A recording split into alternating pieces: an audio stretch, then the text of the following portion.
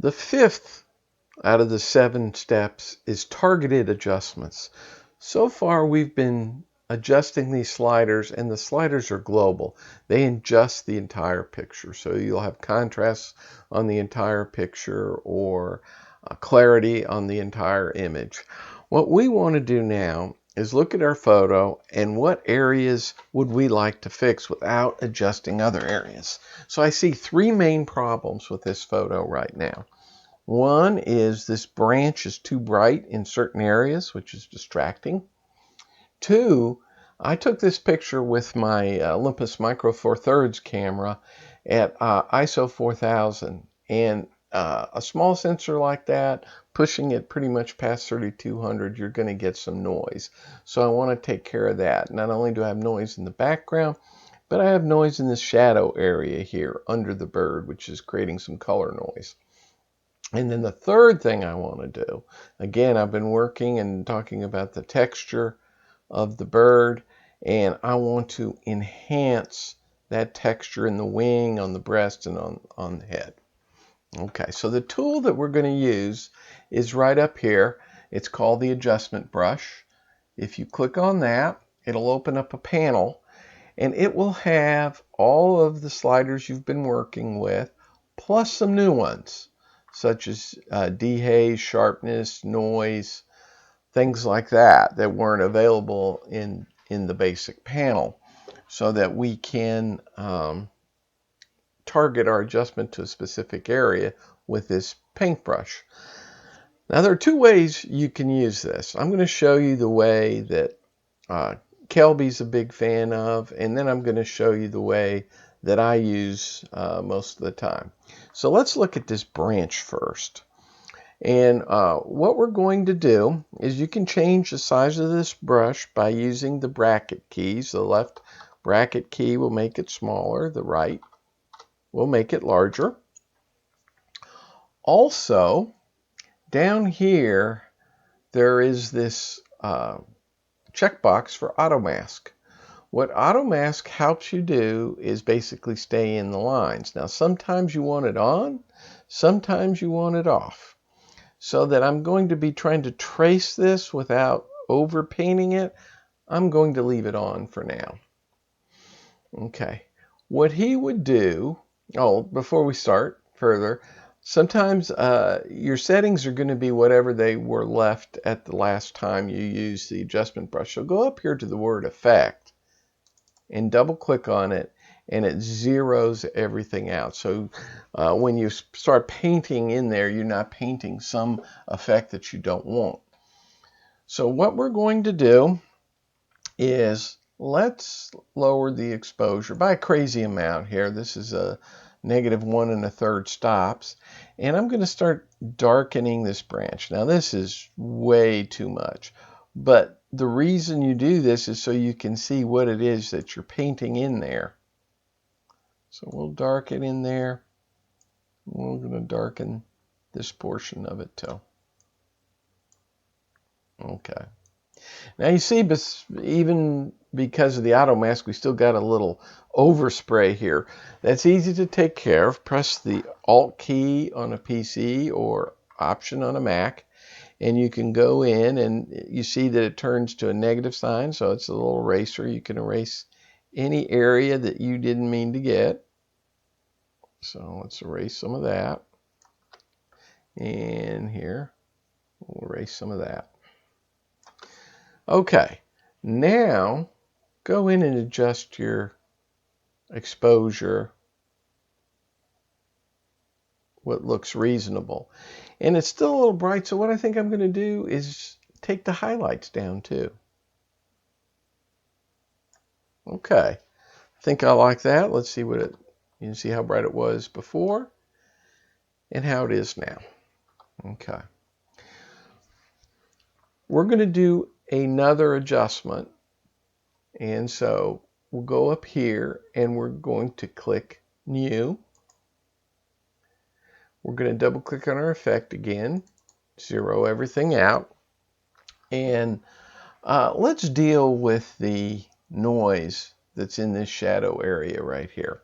So let me show you a different method of working on it. You can go down to the bottom here and you'll see Show Selected Mask Overlay. If you click that, when you paint, you see a little red overlay, the mask overlay, so you know where it's going to apply the effect. I like this better because some of the effects are subtle and it's hard to tell when you're painting them in if you've missed an area or you've oversprayed an area. I think this works a little easier. So at this point, this is where I want to apply some noise reduction.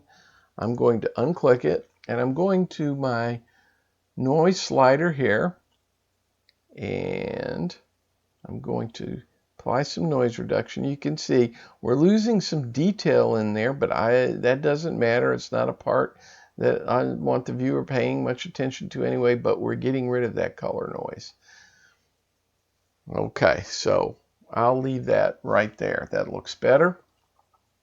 And let's hit New again and zero everything out. Now we're going to deal with the noise in the background. But before we go, notice these pins. These are the adjustments that we've already made, the separate adjustments, and it drops a pin everywhere it's made an adjustment. If you hover over that, it will show you where it'll bring the mask back and show you where the adjustment was done. I want to get rid of noise in the background now, so let's hit New. And we're going to be covering a large area, so let's hit our right bracket key to increase the size of the brush. I'm going to hit my Select Mask Overlay and paint in the entire background. Okay, in this case, you see there's some spots, some areas that it's not covering. That's because of this auto mask.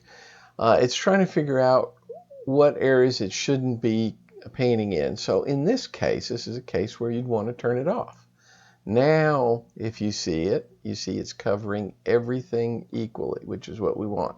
But it means we're just going to have to be a little more careful when we go around objects that we're not wanting to apply the noise reduction to.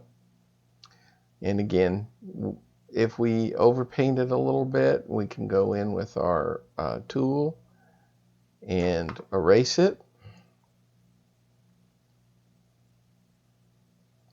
Let me adjust the brush as I'm going in closer.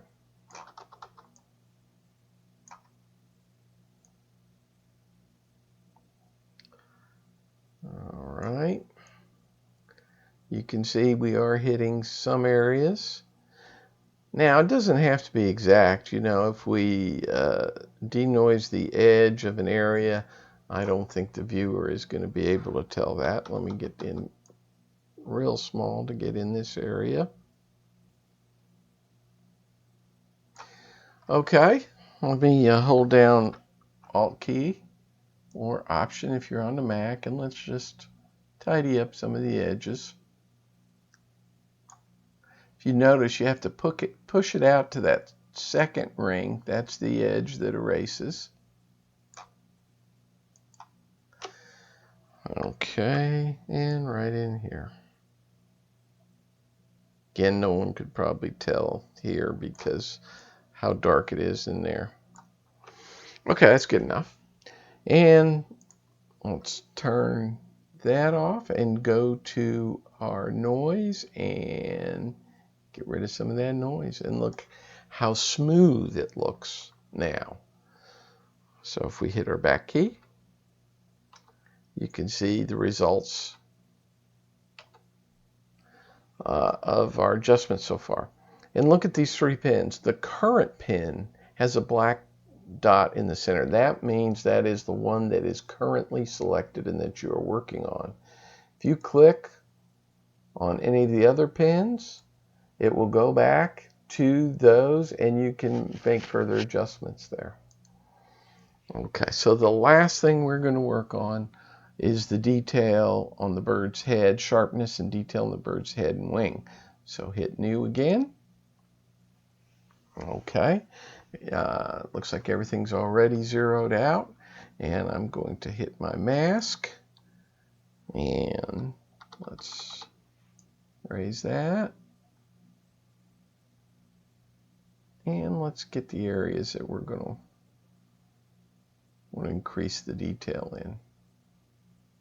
Again, this is another situation where you probably want the auto mask on because you're hitting such different areas. You don't want it guessing for you what you want to cover.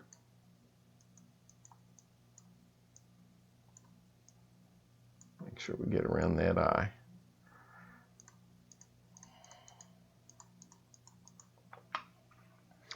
Okay, clean that edge up a little bit. Again, I wouldn't take hours, just painstakingly making sure that it is a perfect edge, because it really doesn't need to be. Okay, so let's unclick that. And I'm going to go ahead and add some sharpness to that area. That looks pretty good. And I'm going to add a touch more clarity. I like that highlight it gets on those shoulder feathers. And that looks pretty good. So this is what we started out before our target adjustments. This is what we ended up. You hit done here. And the next thing we're going to cover is lens corrections.